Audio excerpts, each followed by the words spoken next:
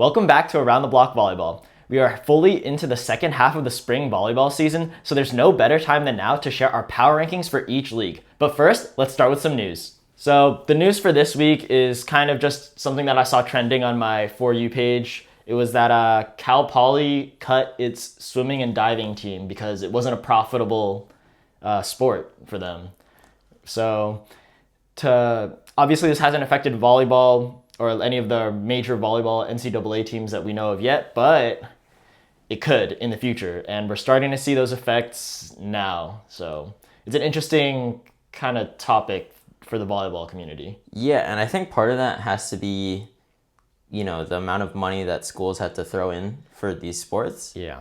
And maybe NIL has to do with that too. Mm-hmm. Maybe that's even more money that goes into the sports trying to get players. Yeah.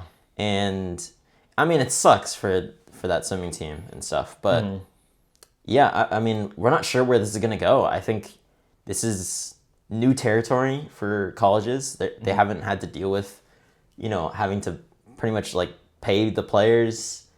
And maybe that's making the bouncing the money tough. Yeah, I mean, I don't know. I think it's also because of that... There's like the 2016 some NIL deal where it was like now they have to pay back all those players, and now the schools can kind of decide what's a profitable program or not, and you don't have to like deal things out as fairly. And I just thought it was interesting for the volleyball community because volleyball isn't exactly a profitable sport for most schools, especially the smaller ones. Even women's is not really profitable like that. Yeah, not as much as, the bigger sports like basketball and football, obviously. Yeah. I mean, honestly, for a lot of schools, especially men's, I think volleyball could be like a program that loses money. Mm-hmm. So it's interesting to see where we're going to go from here. I think one thing that we're probably going to see go throughout volleyball, both men's and women's in college, is that the schools will start to get a lot more like top heavy, because only the top schools are really going to be able to be profitable. They're the only ones who are going to be able to pay players like certain amounts. They'll have the bigger NIL deals. So we're just going to see a lot more like super teams and a lot less like parity, which I think maybe it isn't quite there for the men's yet, but for the women's, I think especially in this past tournament, it was good to see so many strong programs, so many strong teams, and we really might not be seeing that anymore, which kind of sucks. Yeah, it's a little scary going into the future, and maybe even just this upcoming girls' season. So we'll have to see where it goes, though.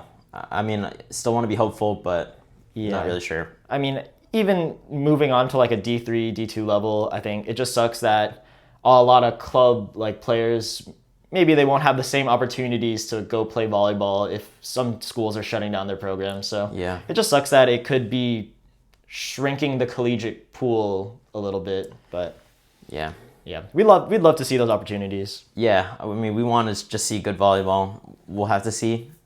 Not really sure. Yeah, so we can just move on to our main topics now. We'll have to keep following the NCAA, NIL type things, and we'll see if it starts affecting any volleyball programs. But now we're going to move on to our main topic, the power rankings. So, this is where things get a little juicy. Here we go.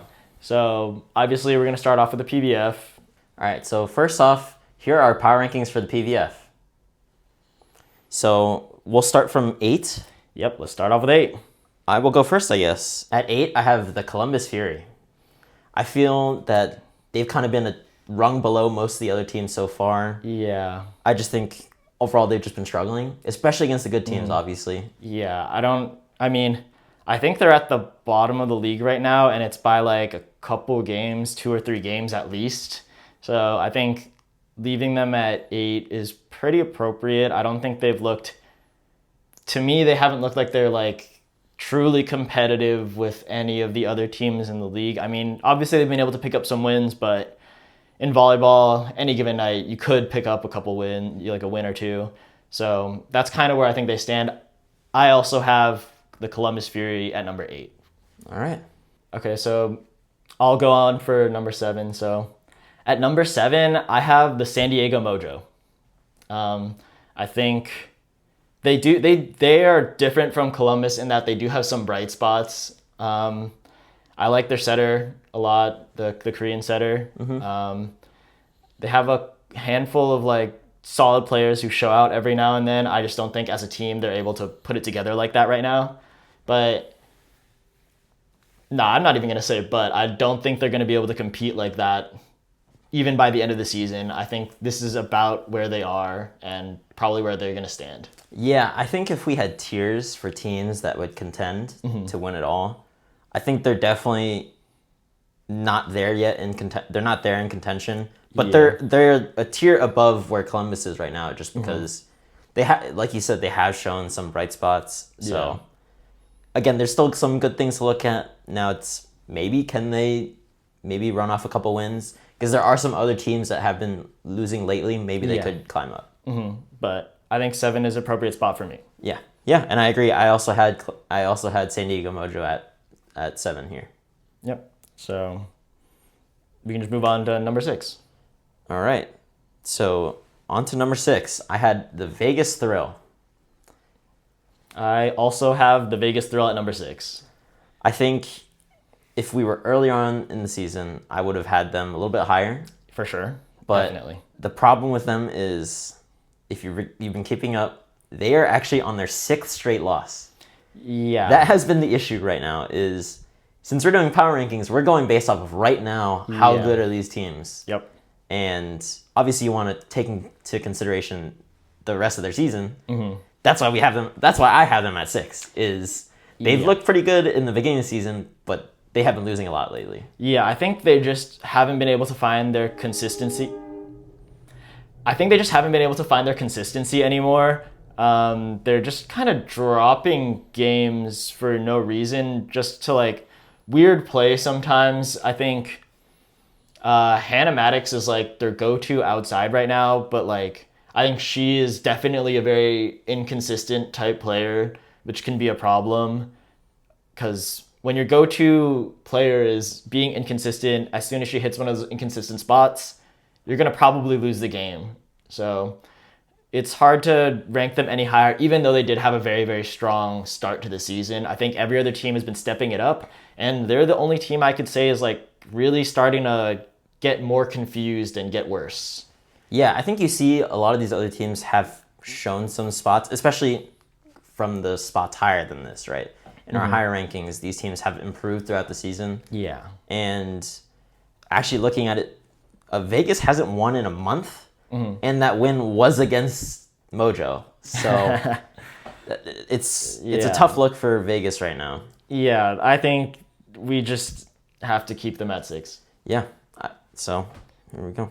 Did I say that I ranked them at 6? No. Oh. I also have the Vegas Thrill at number 6. Okay, so we'll move on to number 5 now. At number 5, I have the Grand Rapids Rise.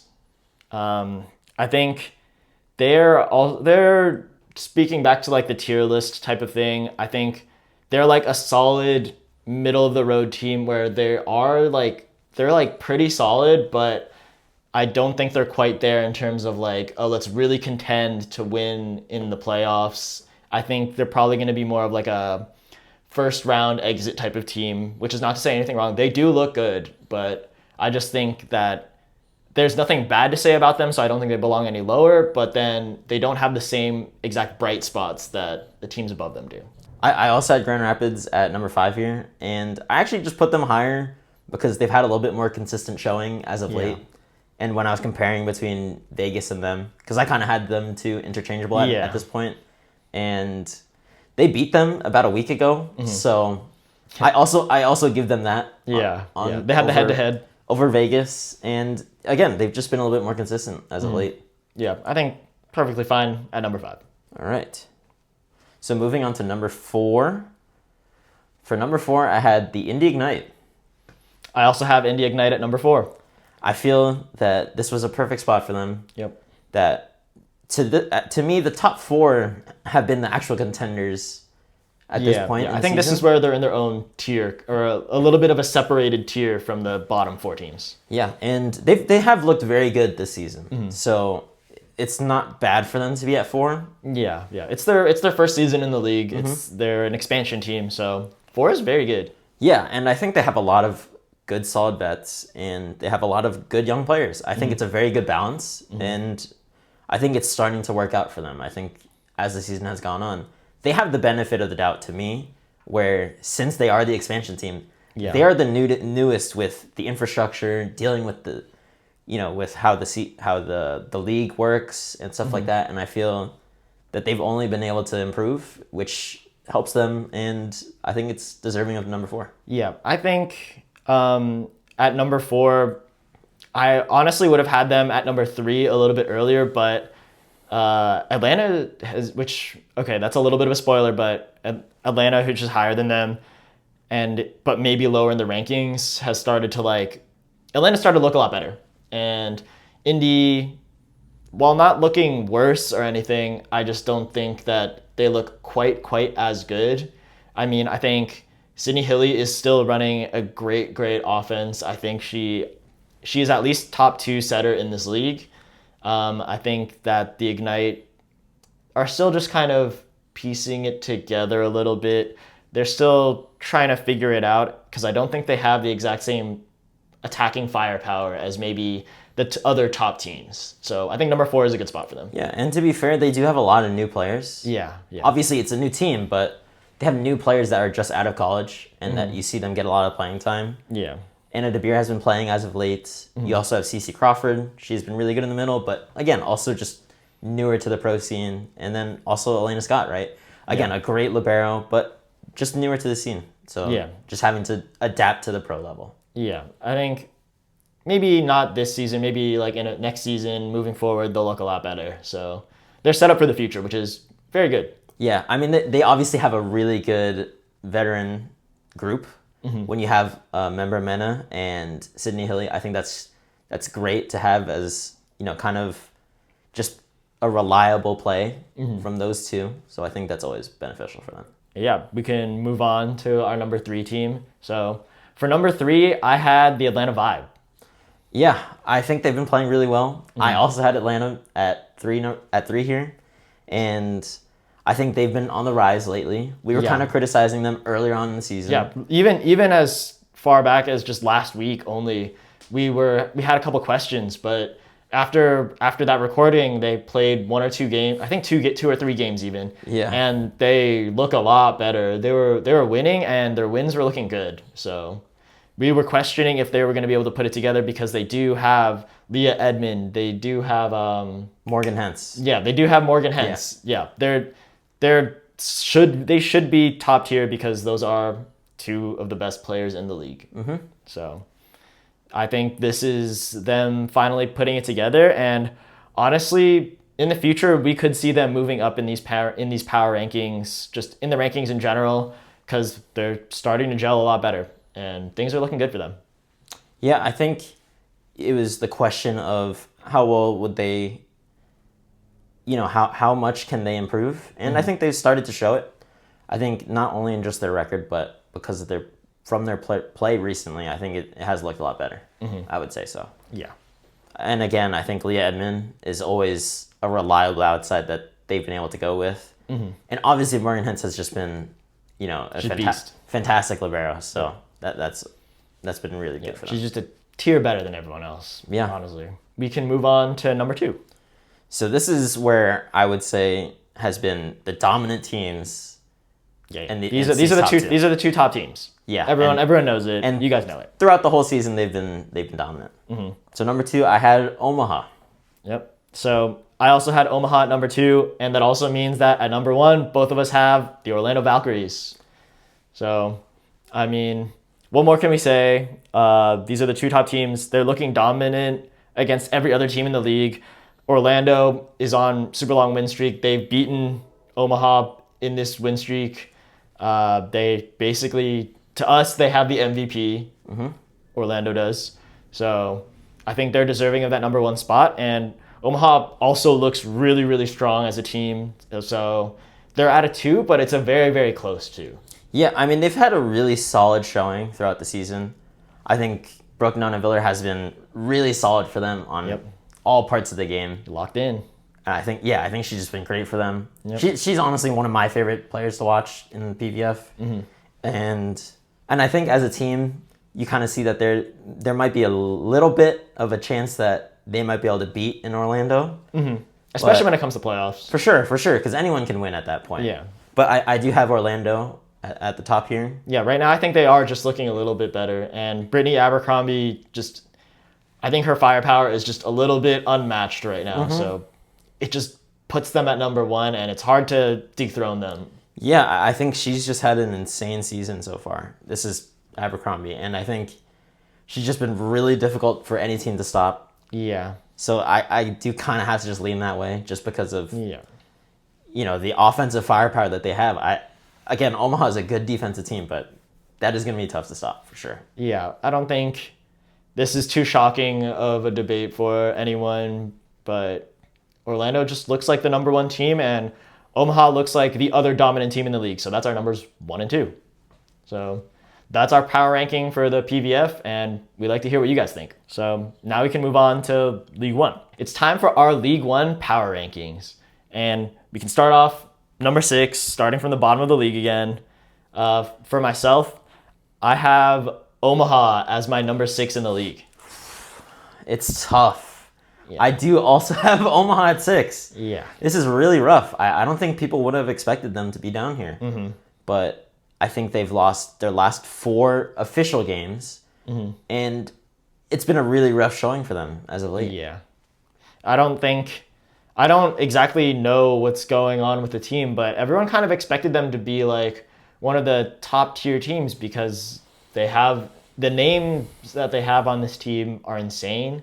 And I'm sure you can blame a little bit of it on some injuries, but they still have a lot of their main roster available.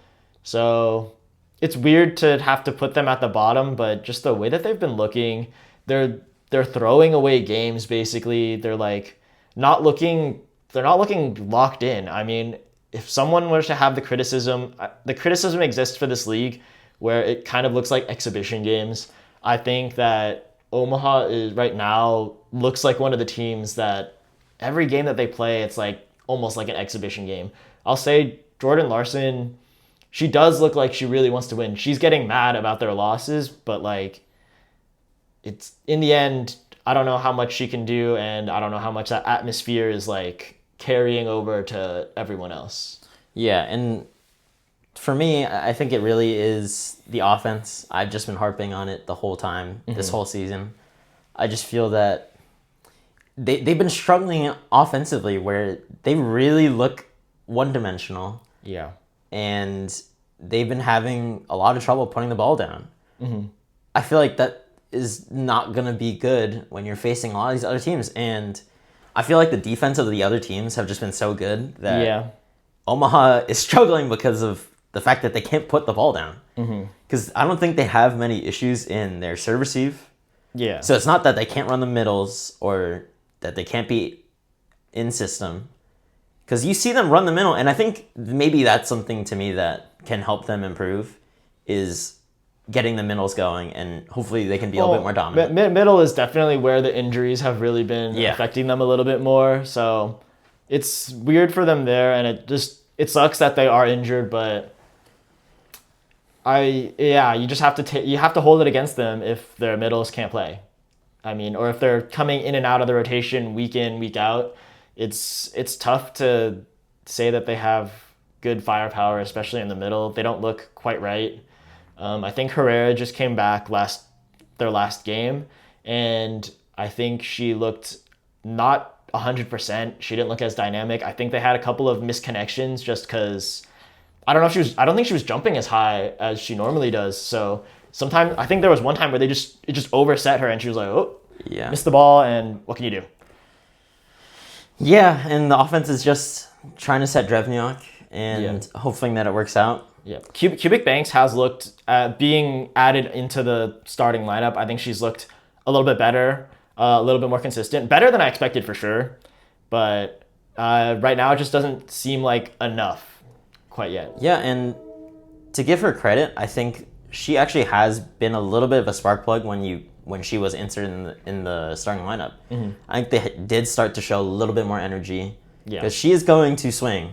Yeah, and she's going to try her best. And now it's just, can anyone else help out, keep with up that energy and Yeah. actually help them take over and try and win some games. But it's been a rough showing for them. Yeah, I think I've also mentioned this before, but Drevniak has looked tired sometimes, but that's also just due to the volume that they're giving her and kind of the situations where they're like forcing the ball on her and the sets aren't exactly perfect. So she's making a lot of really athletic plays to try and attack the ball still, not give free balls. And it looks like it's just, I don't know, it looks exhausting. So I can't blame her for anything. I think she's really good. I mean, whenever you open up the box score, I feel like it's not surprising for me to see her taking 40+ swings. Yeah. For like every match that she's been playing in.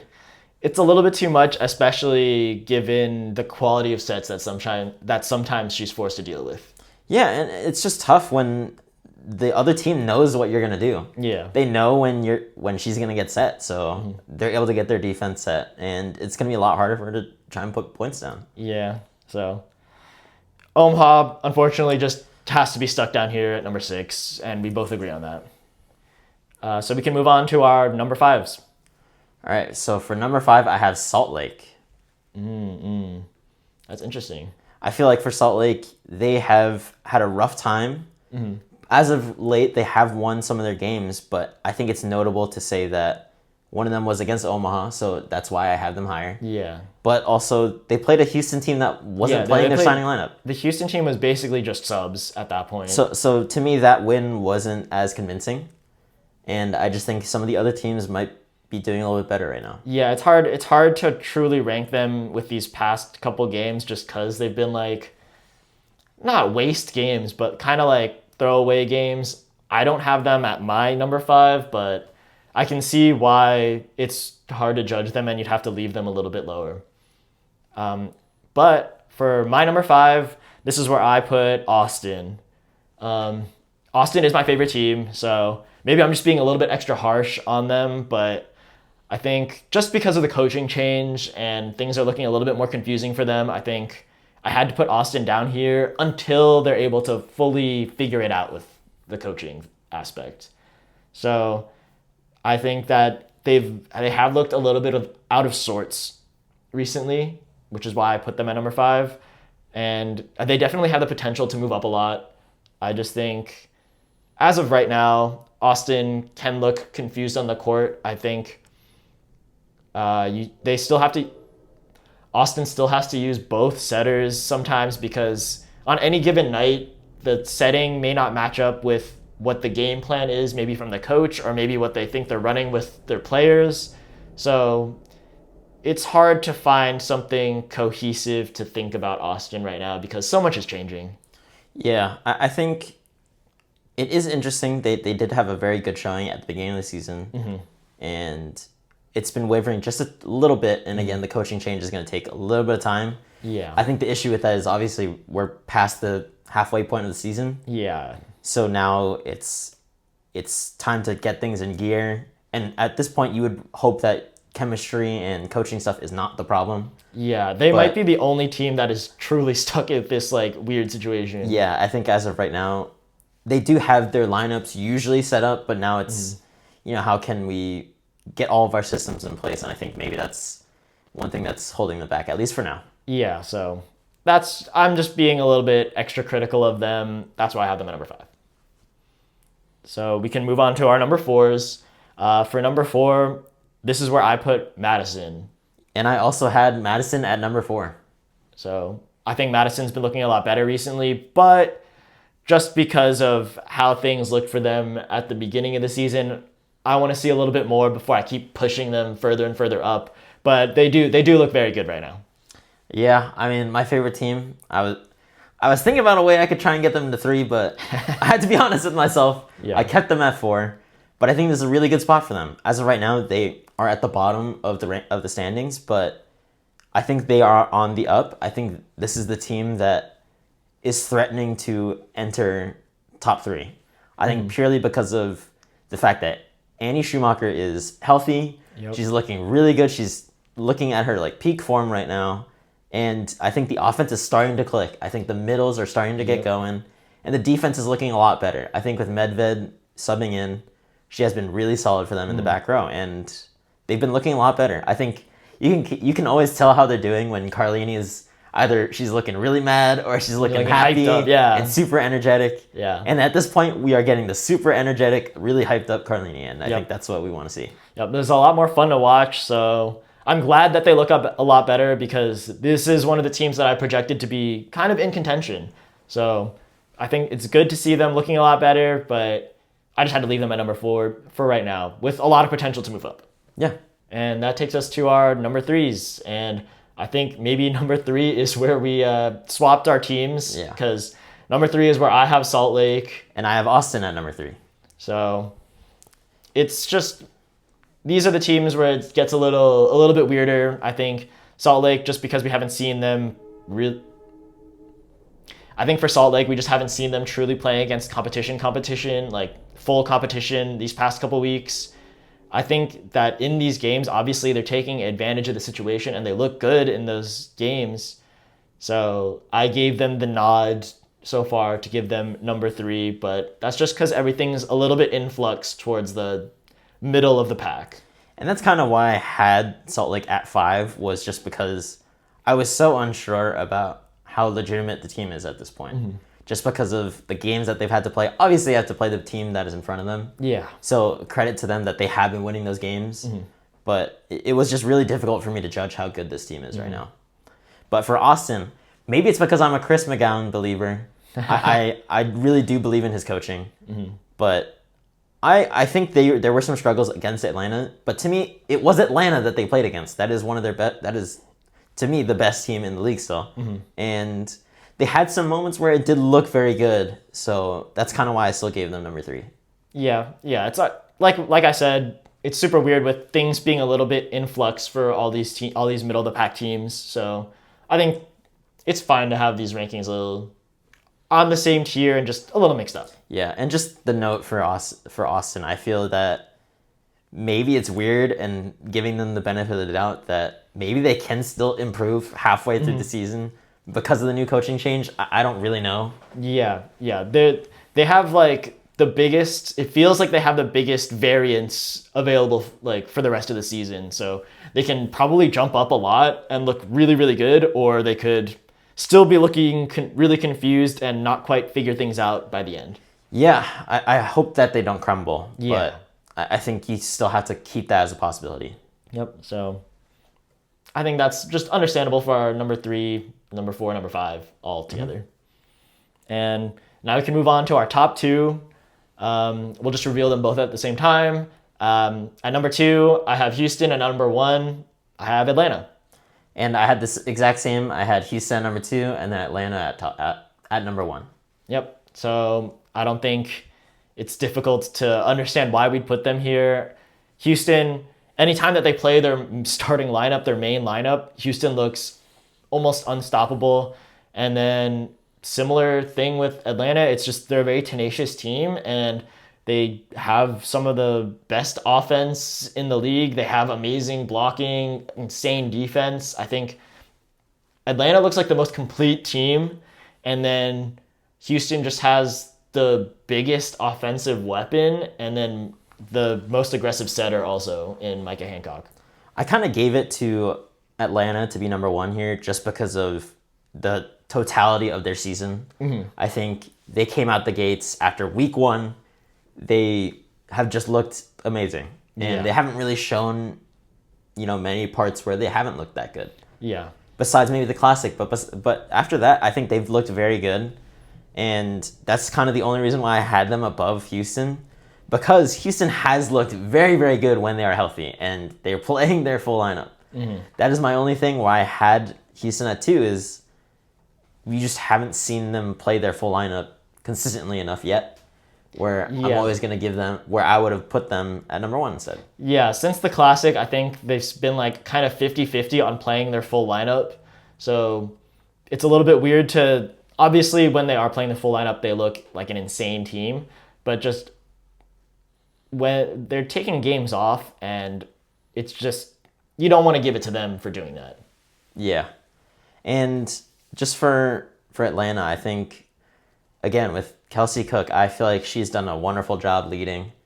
And that team just looks so solid. They really don't have many moments where it doesn't look very good. Yeah. I think the only point to give them is they did get reverse swept by Houston last week, which I think is kind of huge. Maybe that would have like switched the rankings a little bit for me, but I still have to consider that Atlanta is still playing hurt. They don't have Tessa Groves. Yeah, I And think Danielle Coutinho has still looked very, very good for them. Yeah, and I think part of it is that like in terms of that right side spot, it feels like Danielle Coutinho is still like figuring out her role in the team, so she still does have that like upward ceiling that she can have, or when Tessa Grubbs comes back, that's another big improvement that they can have.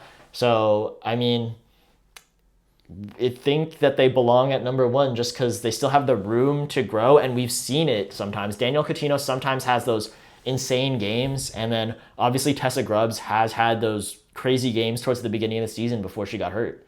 So I think when they're fully acclimated, fully ready, maybe it's a little bit of projection, which isn't correct for the current power rankings, but in the same way, Houston isn't always playing their full lineup, even if they had the head-to-head matchup win. Yeah, it makes Houston a little bit harder to judge just because of that. But Coutinho has slid in very, very well. I think she has been the huge offensive punch that they were looking for when Tessa Grubbs went down. You know, they were thinking maybe we can still get it from the outsides. But Coutinho, they set her in the back row, and you can see her. She is flying in, and she is ripping balls down. Yeah, I think the one knock would be that sometimes she has consistency issues, but I think that's not exactly on her. I think sometimes she's just misconnecting with like the setting, which I think is just also a product of Rachel Fairbanks getting injured. So it's been Maddie Bug, and maybe Danielle Coutinho wasn't fully used to that. So I think whenever they start figuring things out, they get fully healthy, I think they belong at number one. So that's our League One power rankings. Let us know what you guys think, and if you have something completely different from what either of us have. So now that means we can move on to the NCAA men's, which is oh boy, a lot more fun. There's a lot more teams to pick from. It's going to be mighty confusing, especially because there's just like these four top teams that are really fighting for contention. So who's on top for the NCAA men? Here's our latest top 8 power rankings. I think we can start at number 8, starting from the bottom again. For my number 8, I have CSUN, so Cal State Northridge. And for number 8, I had McHenry.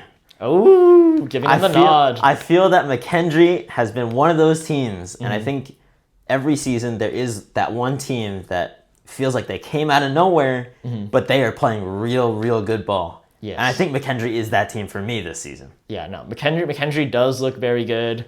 I just think that for the reason that I put Cal State or CSUN here is that I think that just the competition that they play on a more frequent basis, obviously they're losing to these higher ranked teams, but I think, in my opinion, anytime they play a team that's ranked below them now, they are winning those games, or something weird happens and maybe they like drop a set or two, but I think they are a more consistently strong team than any of the teams that I have ranked below them. Yeah, and I agree. I think CSUN has looked very good. I think with a really good setter, it helps them, obviously. Yeah. And for me, McHenry, I think they're that team that kind of squeaked in there because of other teams that were falling a little bit. And I felt like I had to give them some respect and put them at 8. No, yeah, completely understandable. They do look really fun. I think they're one of the most fun teams to watch this season just because of the expectations and everything, and it's just a lot more hype. Yeah, they are always the underdog, and you can tell from their coaches, their bench, the energy from them in every game is amazing to watch. Yeah, it's super fun to watch. But I think then we can move on to our number 7s. Okay, number 7, they've been a really solid team for me. So at number 7, I have Pepperdine. Ooh, that is an interesting one. My number 7, I have BYU. So BYU, I mean, I think we've just seen them play against other top teams a lot more frequently, and they've been playing them super close for the most part.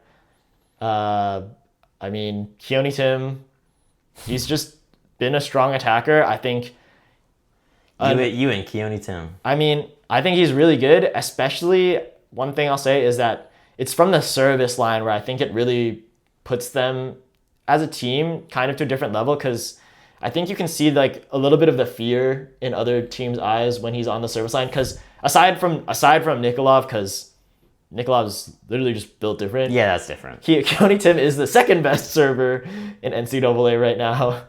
But I also think BYU, aside from just playing good in general, I think when they get to play at home, playing at BYU is just different. And I think that their arena, their fans are just completely different. And I think that always gives them the boost. And I think it just motivates BYU better than other teams. I think anytime they play at home, it's going to be a 50-50. Yeah, I will give BYU that. I think they are the most electric place to play in. And you could tell even when you're watching it on TV that the energy in that place is insane. Yeah. So I would say, I feel like if you're playing at BYU, I feel like any team could drop the games. So. Like whichever team that comes in there, BYU can walk out with the win. Yeah. So I'll give them that for sure. It's just funny, you and Keone Tim. If you know, you know. I mean, I think even I'll stop. Even the AVCA, they have BYU ranked pretty high. So I think you're just sleeping on BYU a little bit. This is a little bit of just showing where I had them. I had BYU at 9, so they just missed in the top 8 for me. And to me, that was really just because of the loss against USC.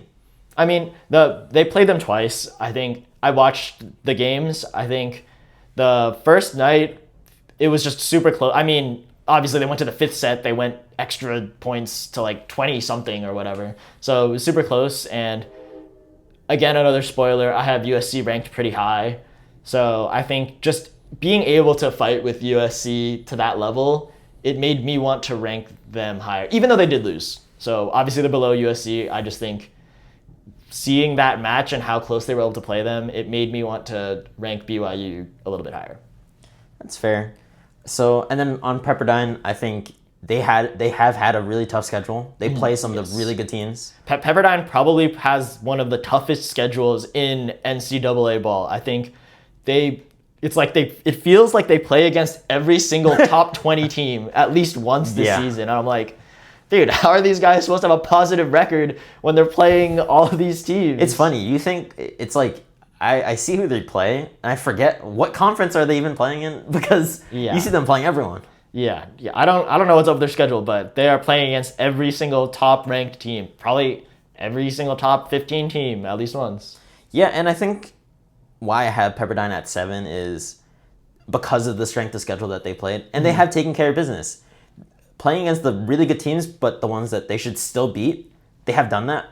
Now I have them at 7, which is a little bit lower than other teams, is because they haven't beaten the really good teams. Yeah. Like they've lost to Long Beach, they've lost to Irvine as well. I think, those are the top teams, and when they're losing against them, that's why I can't put them a little bit higher. I mean, it's like understandable when they lose to them, but it just means you can't push them up higher. So that makes sense. I think those are our number 7s. So we can move on to number 6. At number 6, this is where I had Loyola Chicago. So what's your number 6? So for 6, I had CSUN. And we already touched on CSUN. Yep. I think we don't really have to say much more. But again, I think they're just a really good team. Yep. Another tough schedule for them as well.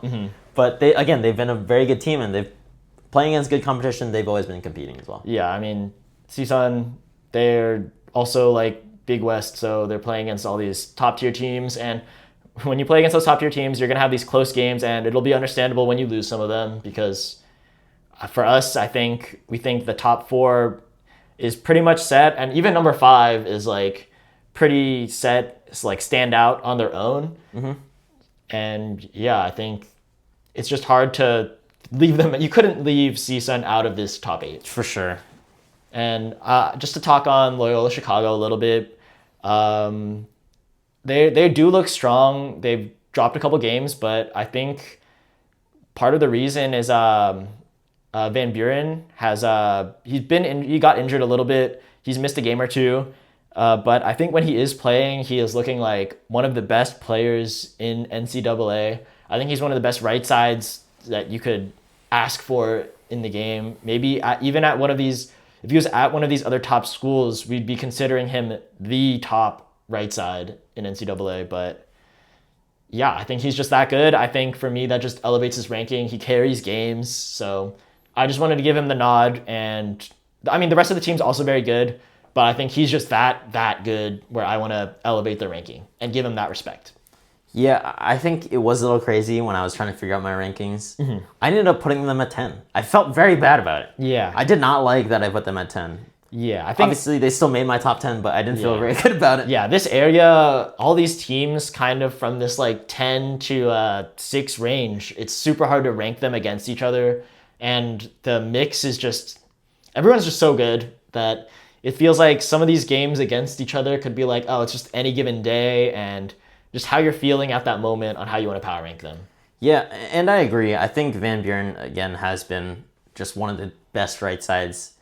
And he's been super dominant. So, definitely respect to him. I think I can see why you had them in the top 8. I kind of they just missed it for me. Yeah, I mean, these teams are all very close to each other, so it's understandable to have some discrepancy. Yeah, it was a little tough. I think maybe a little bit was it that McKendree beat them in 5. I think that's kind of one of the things that kind of swayed me to put McKendree over Loyola Chicago. But again, very tough to see them. Yeah, they can be inconsistent as well, so it's hard. But I definitely can see why they're in your top 8. I can see that for sure. Yep.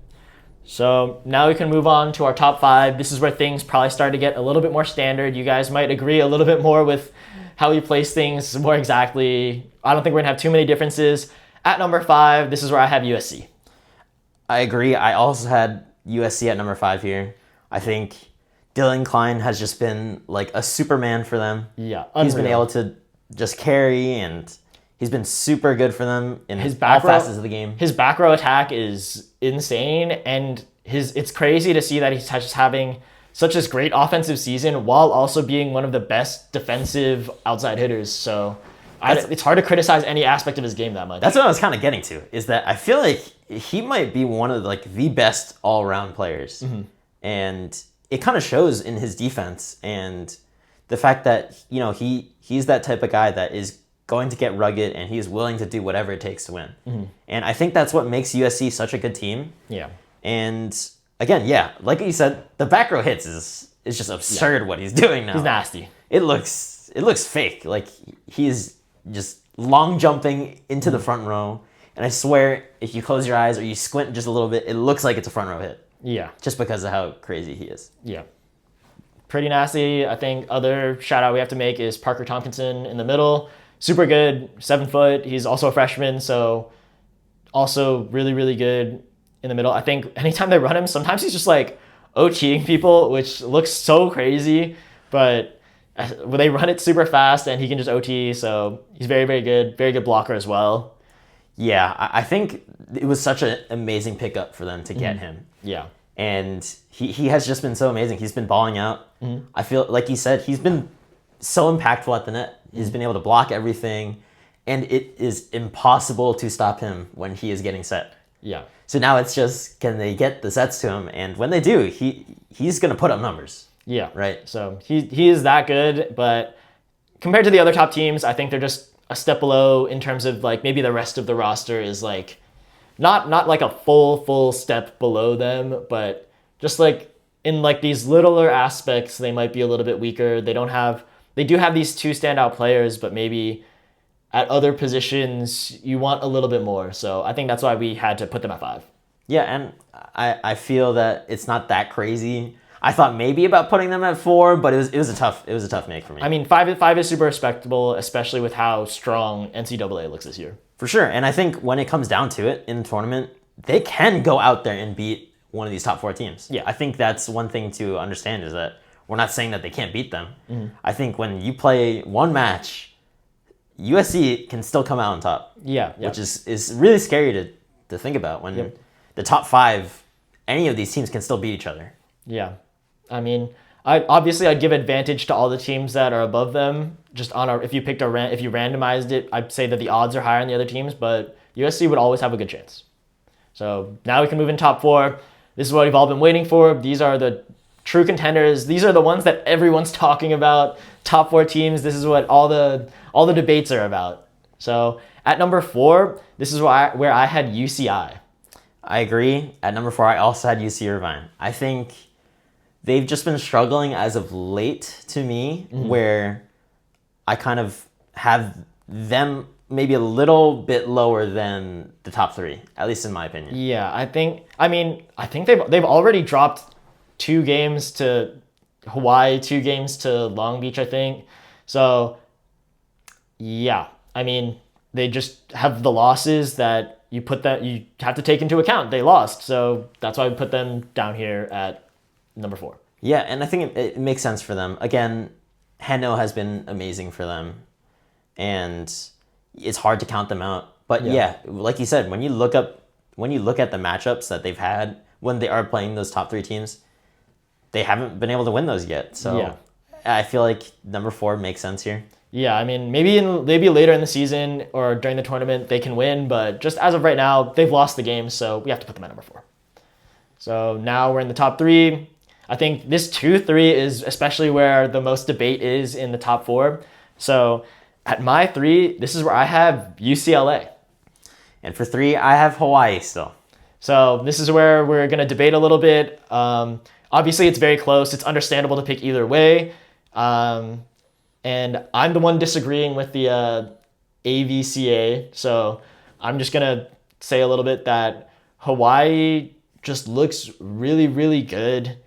I think, obviously, UCLA is also a very, very good team. I just think that, I mean, we did see at some point UCLA had their, they were sleepwalking through some games a little bit. They ended up dropping some games. But I don't think Hawaii ever does that. So that's just why I've given Hawaii a little bit of a nod right now, but I think these 2 teams are perfectly interchangeable. Yeah, I mean, what can I say? They look really good at every position. They've played tough games. Obviously, Hawaii has had a lot more easy games, I would say, where they can put in their second units, but I think Hawaii just looks really good in every aspect. I mean, their setter's also 6'11", so that helps. He is crazy. Yeah, also, their libero, pretty insane also. So Hawaii looks really good to me. So yeah, that's why I put Hawaii at number 2 and UCLA at number 3, but it's by the thinnest of margins. Yeah, I didn't feel very good about picking UCLA or Hawaii at 2-3 here. This is one of the things where we could be flip-flopping every day. It's just hard. Yeah, it's tough because they don't play each other, so you just see them. Yeah, they haven't yet. You just see them playing other teams, and I think they both just taking care of business at this point. I think, to your point, UCLA, why maybe, I still had them at 2, but I could see why you have them at 3 instead is just because of the inconsistencies this season. Yeah, you said, just a little bit. After they lost to Long Beach, I think they started to wake up. They kind of locked in. They kind of realized that they can't just play their games and just win. Yeah. They have to really go out there and they have to stay focused. Yeah. And I think they've done that as of late. They beat UCI twice and they beat Stanford. I think still both really good teams, obviously. And that's why I still have UCLA at 2. But Hawaii has just been so solid the whole season. Yeah. So I mean, we kind of just spoiled the rest of the rankings at that point. I have UCLA at 3, he has UCLA at 2, and then Hawaii just flip-flopped. And obviously that means at number 1, we both have Long Beach, and what can you say? Long Beach just looks like that freaking team. They're still undefeated. Moni is breaking serve records. Still. He's done it twice this season. He's serving bombs every time. He's attacking the ball. I mean, when you have a setter that impacts the game that much, I think you're just playing a different game from every other team, kind of. So, and I don't think in any other position they can go band for band with these other top teams. So I think really just having this aggressive attacking setter with an insane serve just puts them a little bit over the top for me. I agree. I think Moni has been very, very good, obviously. You can kind of tell that he's kind of been able to dominate the game and however he wants. I mean, you see they run him like a couple points. They run him as a hitter when they run a 6-2. I think that's pretty crazy to see. I think there was like that one play where he pretty much bounced the ball, but he didn't jump. Yeah, like that just looked ridiculous. It just looks stupid. But I think to give the rest of the team their credit, I think their liberos have been very, very solid. I think as a team, they've just been very, very good. And like you said, position by position, they have very good players in these other positions. So it's not just Moni. He's not the only reason why they're good. Yeah, I think he just happens to be the reason why they are number one above these other teams by a little bit also. I think they could, especially when the tournament comes, they could definitely still lose. And even during the regular season when they match up, they could still lose. But I think right now, that's just why we have them ranked at number one. Yeah, I mean, undefeated. Yeah. And you're beating the teams that are up there competing with you, it makes sense. Yeah, how are you going to not put them at number one when they're undefeated and they've played some of these lower, like some of these other top teams? So that's our NCAA men's ranking. Let us know what you guys think, if you guys have any other teams that you want included, or if your rankings are a little bit different from us. So that ends our power rankings, and we can move on to the rally round. Welcome to the rally round, where we play our drafts, games, and blind rankings and things. So today we're going to start off with a draft again, obviously like we always do, and we're going to do a PVF draft, except we're going to be limited to picking one player from each team.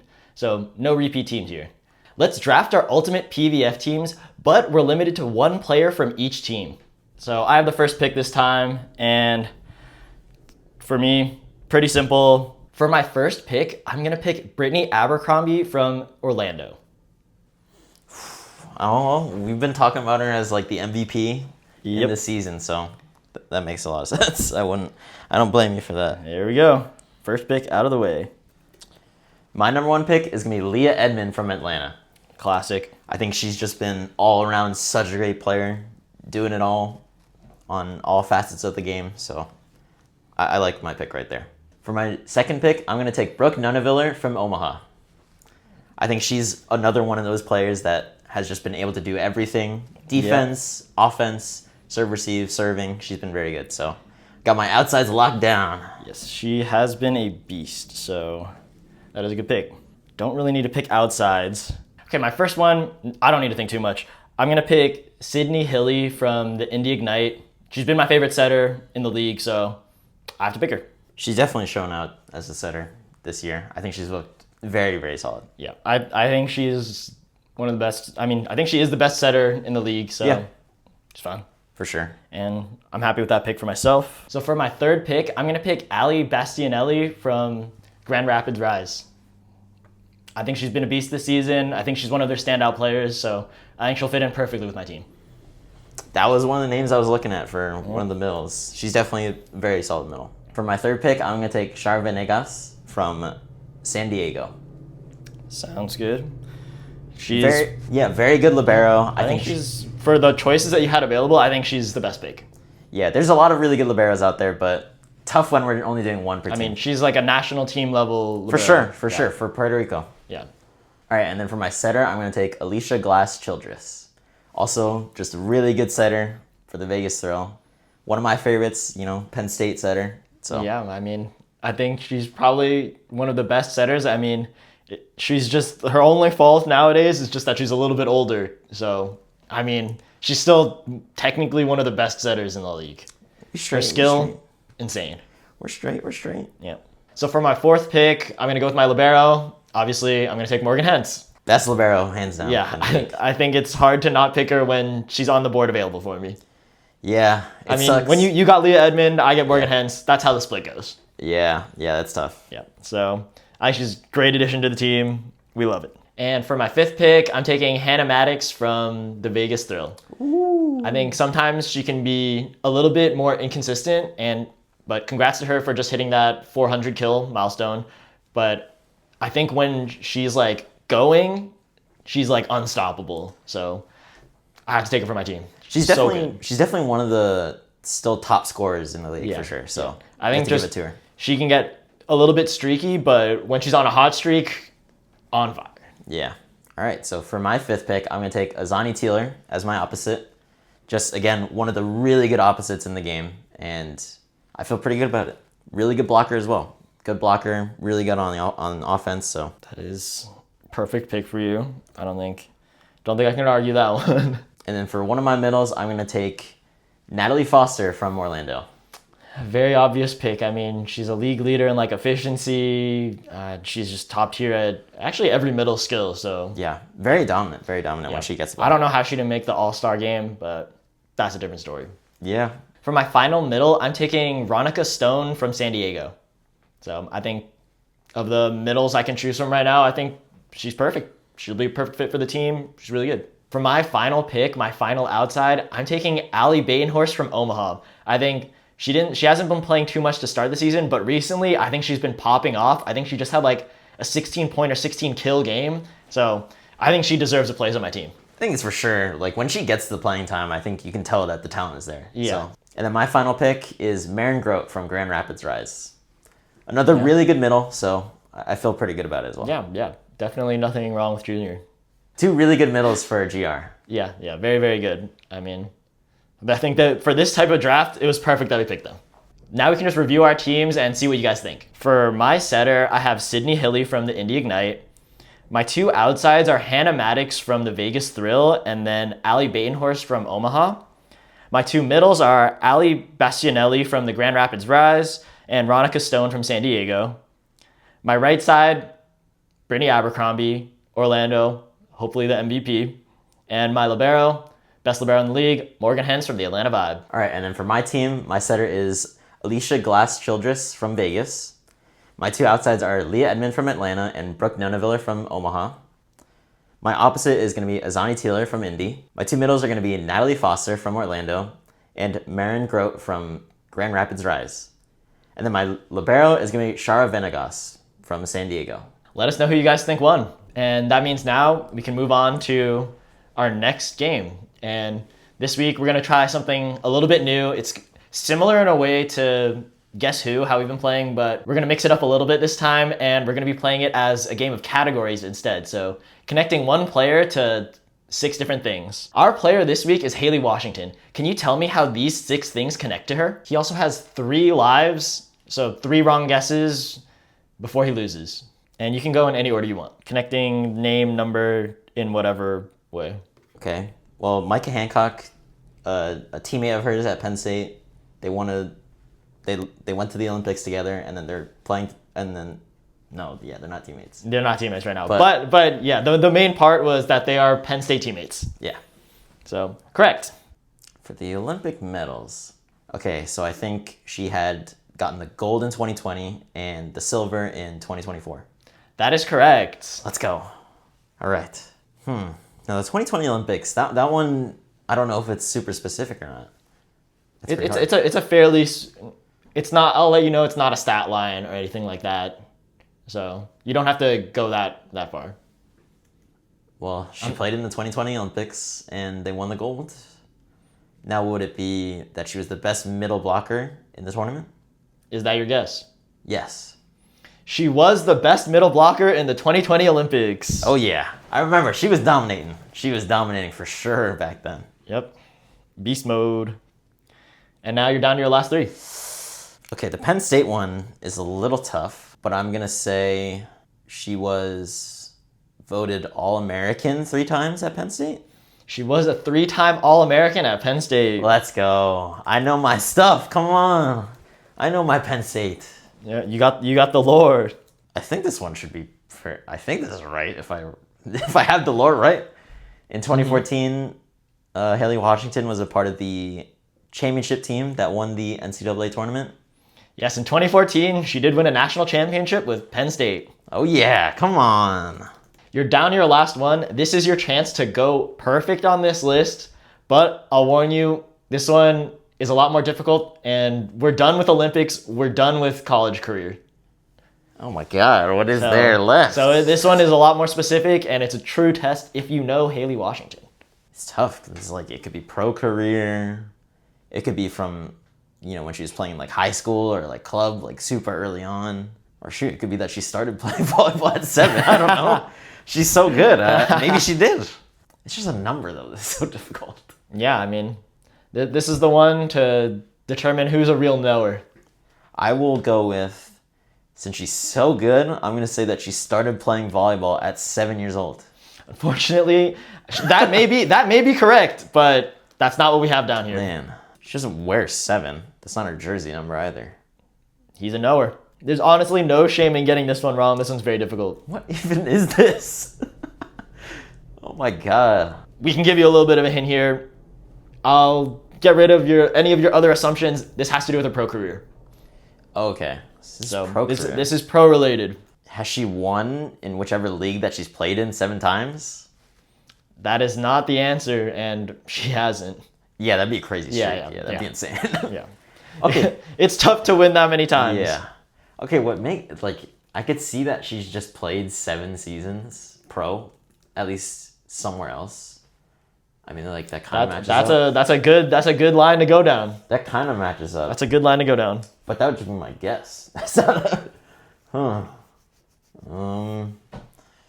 It is pretty specific, so even if that were what you need to take, I'll let you know you need to get a little bit more specific than that. She's played 7 years. Pro. We're going to need you to be... We'll call the timeout here. I'm going to give you one last hint. Give me the country. Oh no, I don't know that. Oh my god. All you need to know, she's a top tier player. There's a couple top tier leagues in the world. Just got to pick one. Where have I seen her play at? 7 years pro in Italy? That's correct. She played 7 years pro in Italy. Let's go. I got a little bit of help here, but you know, perfect score. Let's go. Yeah, we got it. With 1 life to spare. He's clutch. He's clutch. Let's do it. Let us know if you were able to connect all that. And that takes us on to probably one of our favorite segments. We're moving on to blind rankings. Oh boy. Oh yes, man. Sir. And I think he can start off with the blind ranking, giving out the blind ranking this time. All right, so this time we're gonna call it back to the NCAA. I feel like it's been working out well. People have been liking it, so we'll keep the train going. Blind rank these top NCAA men's volleyball setters. Perfect. I love my setters.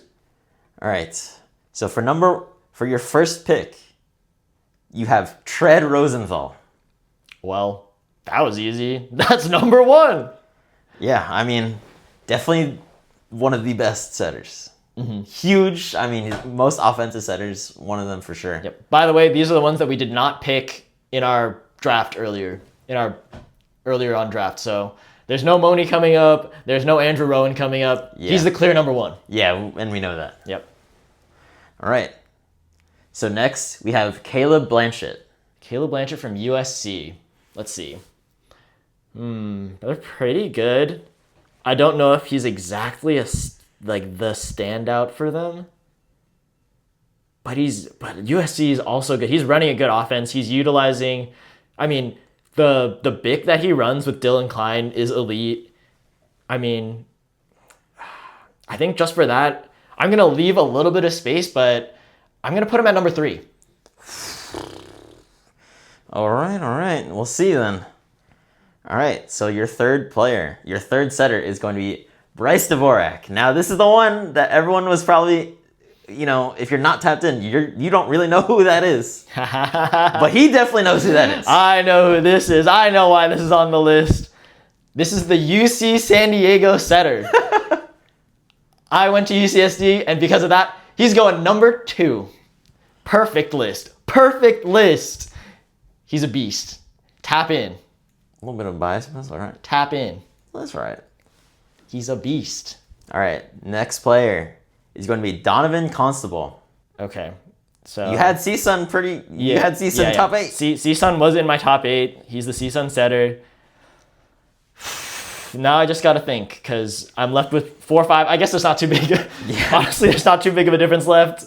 I think he goes perfectly at 4. And this is a perfect number 4 spot. All right. And then your number 5 is going to be Joe Carlos from UCI. I don't hate it. He's a very good setter, but I'll say that his disadvantage on this list would be that he's probably the shortest setter here. So maybe he still runs great offense. It's a little bit slower, but I think he finds all his hitters perfectly, and It's just that he gets a little bit abused by the outside hitters he has to block. So, I mean, it's crazy because he is super athletic, but Yeah. these players that he's playing against are also insanely athletic. So he only can do so much. He still puts up a good block for what he can. yeah. Nowadays, he's going against players who are like, they're already athletic beasts, and they're also like at least half a foot taller than him. So, like, sorry, bro. I understand. I'm not tall either. Hey, these are still the top setters, though. Yeah. So let us know what you think. Yep. Perfect list. Perfect list. Okay, so that's it for the NCAA blind ranking, and we got one more blind ranking for today's episode. We're going to be blind ranking the League One outsides. A lot of outsides to choose from, so I need you to blind rank these 5 League One outside hitters. Let me get my bag real quick. Yeah. Let's see how much of a knower he is. Let's see if he's locked in. So, your first outside hitter, Jordan Larson.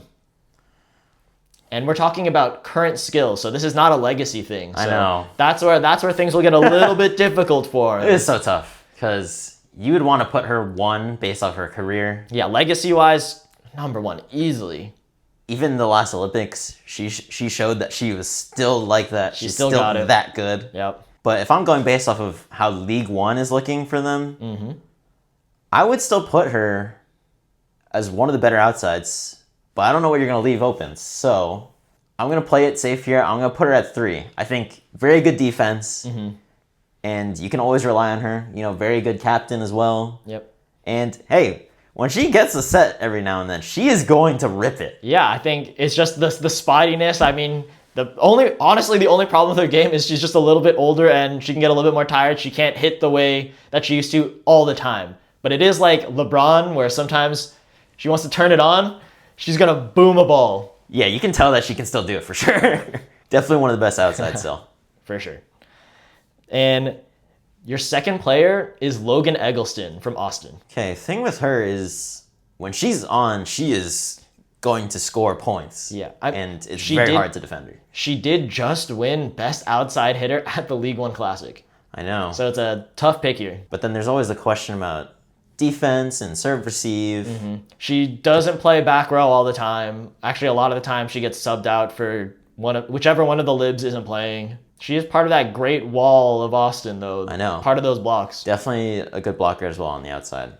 I'll put Logan Eggleston at 4. Ooh, the best outside hitter from the League One Classic. Hey, it's At been a little number bit 4. though. It's been a little bit though. It's been a couple weeks, so that's fine. And your third player, Kelsey Cook. Okay, here we go. So again, all the same things with Jordan Larson. Very, very good defender. Great serve receive. But she is still putting the ball down. She still got it. Offensively, she's still got it. So, dang, do I put her at 1 though? She might have earned that respect. I mean, on the best team right now still, so. I think this is a clear pick. I feel pretty good. I just hype her up too much, but I feel pretty good about it. I'll put Kelsey Cook at number 1 here. exactly where I would have put her, so it's perfect. So now you have your 2 and your 5. 2 and 5. So now we got some decisions to make. Your fourth player is Sarah Franklin from Madison. Oh man, okay, this is tough. Yeah.